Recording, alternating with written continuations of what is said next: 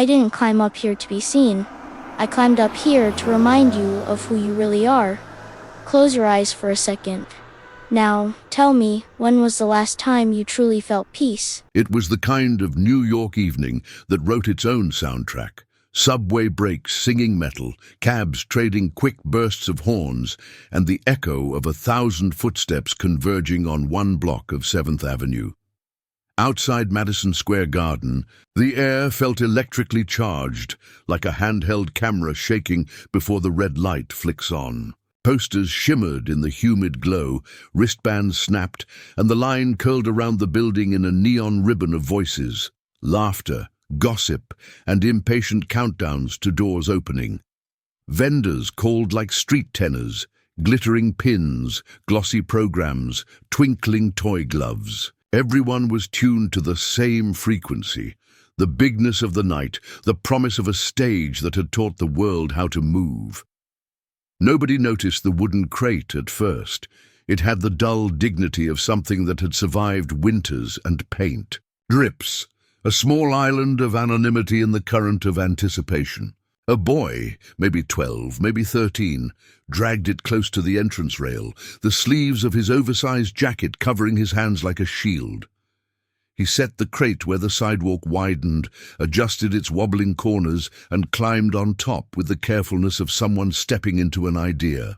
His sneakers found balance, his chest found air. His eyes, bright and steady, found the crowd. He didn't shout, he didn't wave. He folded his fingers around the edge of the crate and let silence do half the work. The first row of the queue looked up only because silence in that place felt out of place, like a held breath in the middle of a drum solo. The boy's voice, when it came, wasn't loud. It was clear, like a bell rung inside a library. "Good evening," he said, the words soft and warm, warmed by sincerity. "I have something for you." A few people smiled indulgently. One of those city smiles that says, "I've seen everything, and this is fine, as long as it doesn't take too long." A pair of teens laughed and imitated an invisible microphone stand. Someone filmed with a handheld camcorder, the kind with a plastic shoulder strap and a blinking viewfinder. A security guard looked over, ready to step in if needed, then stopped. Something about the boy's poise asked for a moment of trust. He spoke of light, not stadium light or spotlight, but the light we carry when no one is clapping. He told a small story about his mother humming while folding laundry, how the song seemed to lift the room, how songs can do that and words can do that, how kindness, offered without announcement, changes the gravity of a day. He said he had once felt so invisible that the city seemed to pass right through him like a ghost through glass, until one afternoon a stranger asked if he was okay and waited for the answer. That waiting, he said, felt like a door in the air. People kept moving at first, but the crowd's pace softened into a shuffle, then a hover. The boy's voice didn't rise. It focused. He held up a small, battered book. All the corners softened from being carried too often. He read a few lines, not as a performance, but as if he was handing out a drink of water on a hot day. He spoke of forgiveness like a bridge anyone can walk across. He spoke of hope as something that doesn't demand proof before it arrives. He spoke of truth as a steady hand you can hold when the world feels like a moving train platform. A man in a shiny jacket called out, "Kid, we're here for the show." The boy smiled toward him, a smile that said, "I know." "So am I," he answered, "but I thought maybe this could tune our hearts before the music." A woman near the barricade instinctively pressed a palm to her chest. A group of friends quieted. Their joking melted into listening. The camcorder's red light steadied. The boy kept weaving small images. A classroom where the last kid picked for teams becomes the first person you ask about their day. A kitchen table where apologies taste sweeter than dessert. The way a city forgives itself one gentle choice at a time. He quoted a line about loving your neighbor, then added, "Tonight our neighbors are everyone you can see from where you're standing." He lifted his head, and for the first time his voice gathered a little wind. Some of us came here carrying heavy things no one can see. Some of us have questions that feel bigger than these buildings, but there is a love that knows each of us by name and is not afraid of what we bring. There is a love that never runs out. The laughter that had bubbled earlier thinned out, dissolved. A few people closed their eyes. The city seemed to lean in. A teenager with eyeliner smudged by the day began to cry, quietly, the way rain begins. A man in a suit knelt at the curb, as if his knees knew the choreography before his mind did. Two security guards exchanged a look that wasn't about logistics anymore. The camcorder's operator stepped closer, camera still up but breathing slower, like the lens itself had grown respectful. Behind all of this, a producer from a local news crew spotted the thrum in the air and lifted a shoulder camera. A sound tech passed a fuzzy microphone over the top of the crowd. The reporter flipped her notepad to a clean page and mouthed, "Record." The boy kept going, unstartled. He talked about mercy like sunlight on a broken window, how the light doesn't choose the glass. It just shines. He invited anyone who wanted to, right there on 7th Avenue, to let go of anger they had rehearsed so long it began to sound like truth. "You don't have to carry it inside," he said. "You can set it down." And then something simple and astonishing happened. Someone whispered, "Amen," not as a slogan but as a sigh. Another voice hummed a few soft notes from a favorite ballad, just 4 syllables that blended with the city's breath. The boy laughed, a quick, unguarded laugh, and the sound wasn't from a stage, but it held the warmth of one. A light breeze slipped down the avenue and lifted a paper cup into a slow spin. The boy opened his book again and spoke a short blessing over the block, over the ushers at the doors, the vendors with aching feet, the taxi drivers circling like patient planets, the fans clutching tickets and memories not yet formed. "May your heart hear what it needs to hear tonight," he said. "May the rhythm outside become peace inside." The giant screens near the entrance pulsed with announcements. The line edged forward, but now a stillness moved with it, an invisible rope keeping each person tethered not just to the event, but to one another. The reporter lowered her pen, her eyes suspiciously bright. A security guard cleared his throat and looked at his shoes.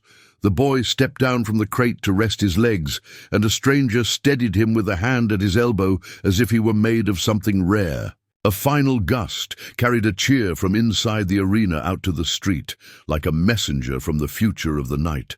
The boy climbed back up for one last sentence. "The show will be amazing," he said, voice nearly whispering. "Let your love be even better." No one laughed then. Some nodded. Some blinked away the gloss in their eyes, and as the doors yawned open and the river of people began to flow again, many carried something new with them. An extra beat in the chest, a softness in the jaw, a decision to be a little kinder before the first note hit. Above it all, the city lights seemed to breathe, and the wooden crate stood steady, holding the weight of a message given without price. For a while nobody knew what to call what was happening. It was not a rally, and it was not a street show. It felt like the moment right before a note is struck, the hush when an orchestra lifts their bows, and everyone shares the same stretch of silence. The boy stood on his crate, as though it were the smallest stage in the city, and also the truest. The crowd kept drifting toward him, not because he demanded it, but because attention has a way of walking toward warmth. A producer from the local station touched 2 fingers to her earpiece and told her team that something meaningful was unfolding at the garden entrance. The camera operator tightened his shot until the boy's face filled the frame, eyes steady, brows relaxed, a calm that made the busy evening look a little embarrassed for being so busy. The boy told them he was not there to impress anyone, only to remind people that they were already seen. He rested a worn book against his chest and offered small stories. The neighbor who leaves an extra bag of groceries for a woman who works nights. The bodega clerk who keeps a jar of coins for kids who come up short. the bus driver who waits an extra second for running feet. He said the city was full of tiny rescues and that every small rescue adds up. A man in a team jacket crossed his arms and said that people promise big things every day and then vanish. The boy nodded, almost grateful for the challenge, and replied that big promises break when they are not fastened to small faithfulness. He urged the crowd to skip grand vows and keep one good commitment. Listen without planning the reply. Forgive before bedtime. Wave a stranger into the cab line. These, he said, are the bricks that hold up bridges. The man's jaw softened. His shoulders lowered from their guard. Wind nudged a sheet of promotional posters taped to a barricade. The boy looked up at the marquee that named the stage inside, then back at the faces in front of him. He said they had come to celebrate talent and should also celebrate tenderness. He invited anyone to share a small moment, a kindness received or a kindness given. A woman near the front raised her hand the way a student does and said she lives 2 blocks away and leaves a cup of cold water on her stoop for delivery drivers when it is hot. A courier at the edge of the crowd called out that her block is the best in Midtown. Laughter rose, and the laughter belonged to everyone, not just to the joke. Another voice came, quiet and careful, from a teenager beneath a denim jacket who said she used to sing to her little brother when he could not sleep. He's staying with their aunt now, she added, and she still sings, just in case the song finds him. The boy bowed his head for a second as if honoring the sentence, then lifted it and said that songs travel farther than people think. It began to drizzle, not a soak, just a silver dust that hung in the air like tiny secrets. New Yorkers adjusted. Hoods went up. Umbrellas were shared without conversation. A vendor slid his cart an inch closer to the awning, and the steam from the pretzels rose like incense. The boy took off his jacket and spread it over the top of the crate so his shoes would not slip. A security guard stepped forward with a cautionary hand, then stopped, remembering that not every moment needs control.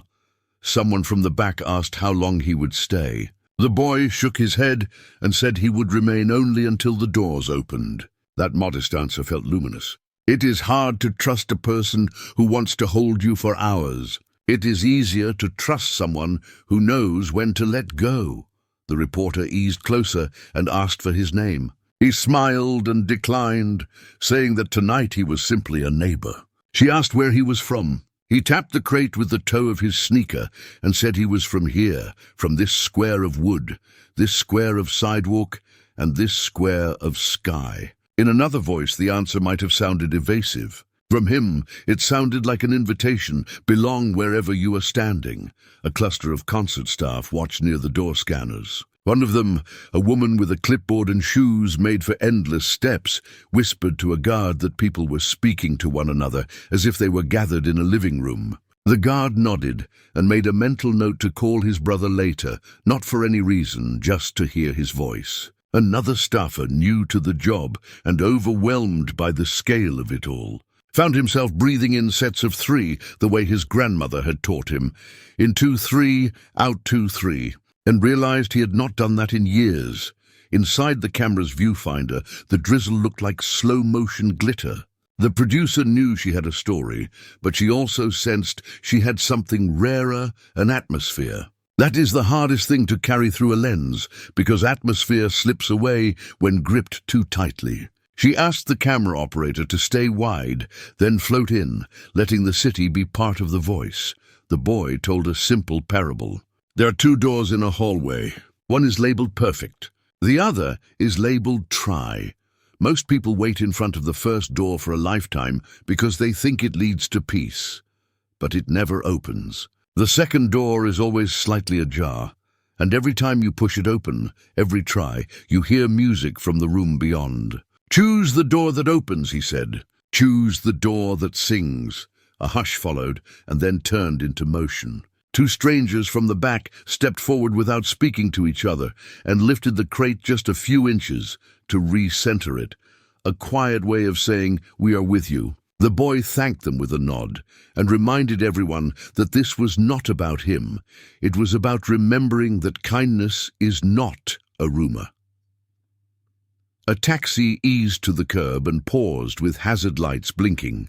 The driver cracked the window and listened, head tilted the way someone does when they hear a melody before recognizing the song. A couple under a clear umbrella swayed in place as if they were already hearing the rhythm they had come to experience inside. A child on her father's shoulders repeated the boy's words under her breath, learning lines for a play she had chosen to believe.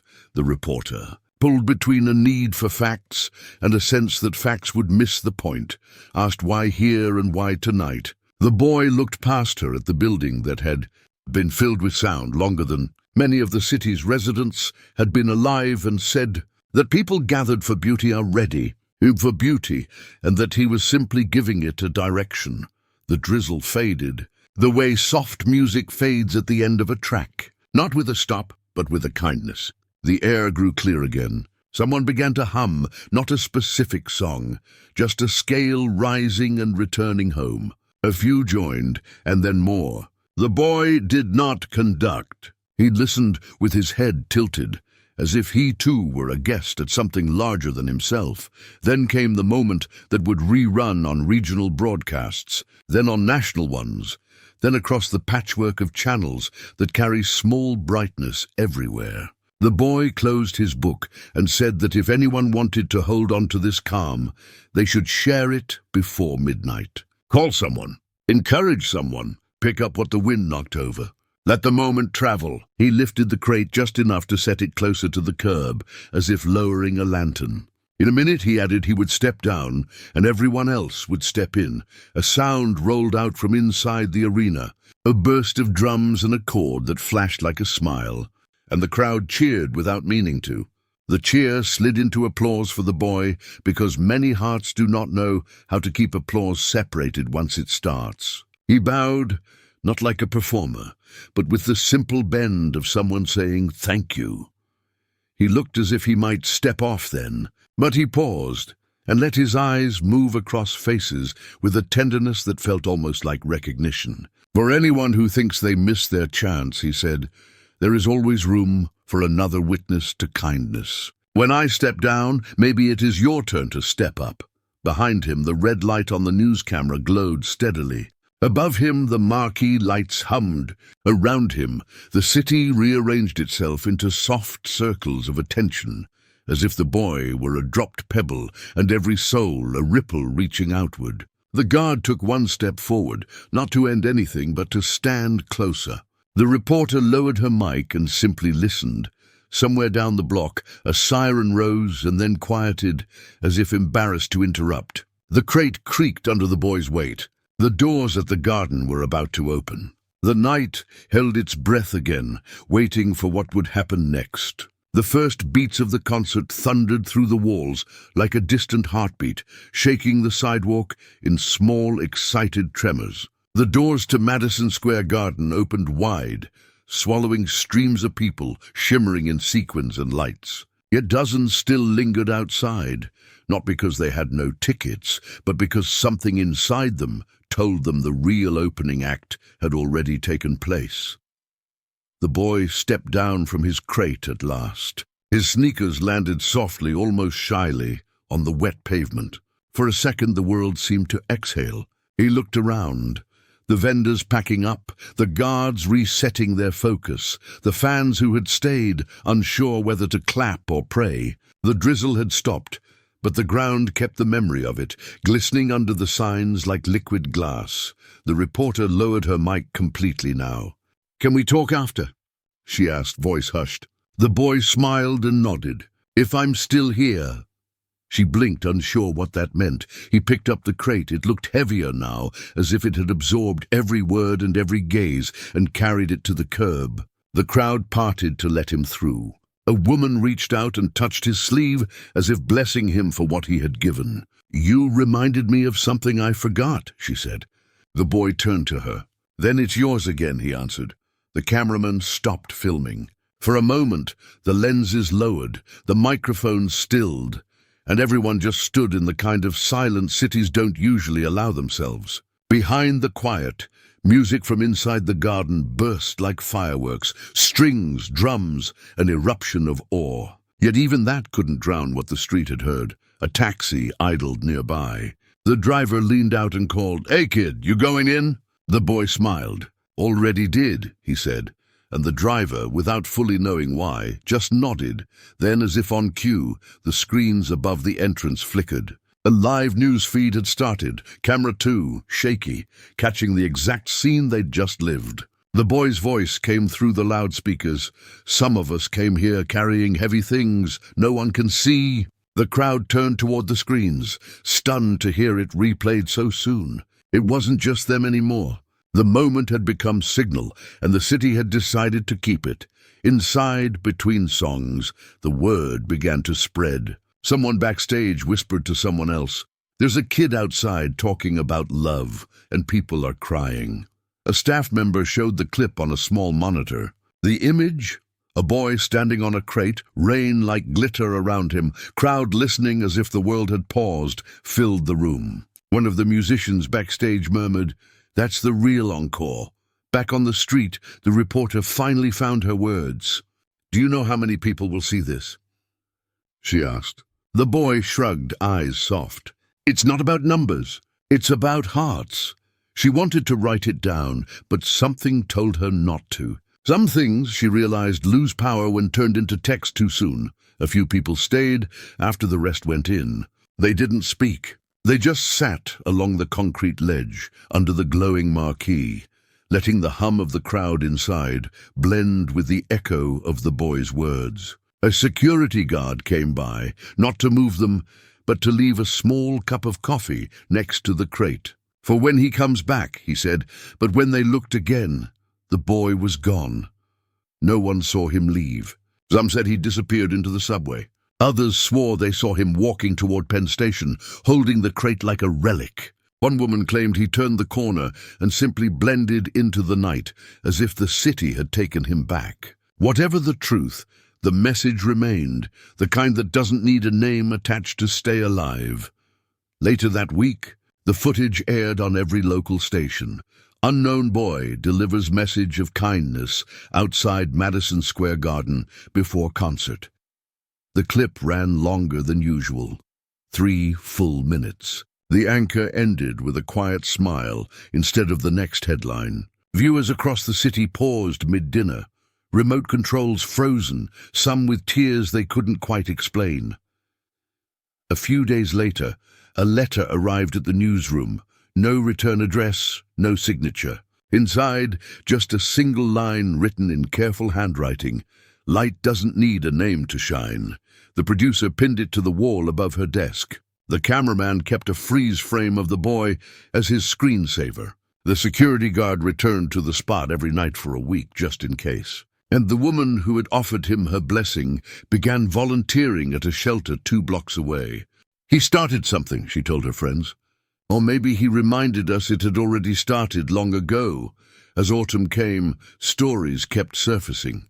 A stranger paid someone's train fare. A street musician began dedicating a song each night to "The Boy with the Wooden Crate."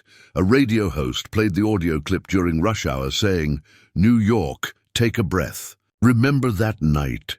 Callers phoned in crying, laughing, confessing small acts of kindness they'd done since. The city had a new story now, not of fame, but of faith in one another. Months later, the Madison Square Garden lights still glowed, but some swore the glow felt softer, as if tuned to a different frequency. Every once in a while, tourists stopped at that same stretch of sidewalk. Someone had drawn in chalk a rough outline of a crate and written beneath it, 1997. A boy stood here and spoke about love. People listened. Nobody ever erased it. And somewhere, maybe in another city, maybe in another year, a boy about the same age stood on another box, holding another worn-out book ready to speak. Because messages like that don't end. They echo. The microphone is made of hearts, and the stage is wherever people remember. That night in New York, music filled the arena, but grace filled the streets. And for once, the city that never sleeps stopped, not out of noise, but because it had remembered how to listen.